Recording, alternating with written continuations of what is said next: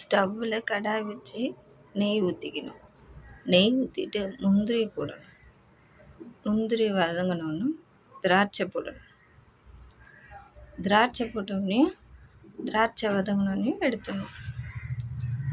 எடுத்துட்டு அதே கடாயில் 1 கப் ரவையை போடணும். 1 கப் ரவை போட்டு நல்லா வறுக்கணும். வறுத்து எடுத்து வச்சுக்கணும். அதில் 2 கப்பு தண்ணி ஊற்றணும். 1 கப்பு ரவைக்கு 2 கப்பு தண்ணி ஊற்றணும். ஊற்றிட்டு கொஞ்சம் உப்பு போடணும். டேஸ்ட்டுக்கு ஏலக்காய் தூள் போடணும்.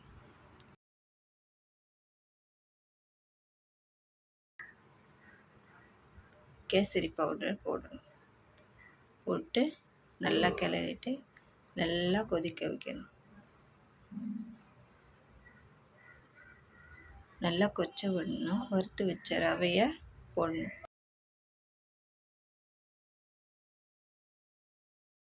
நல்லா கிளறணும். கிளறி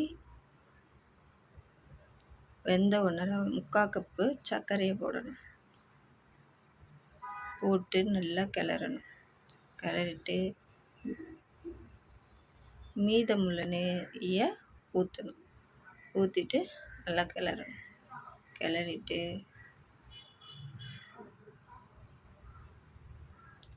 வறுத்து வச்ச முந்திரி திராட்சையை போட்டால் சுவையான கேசரி தயார்.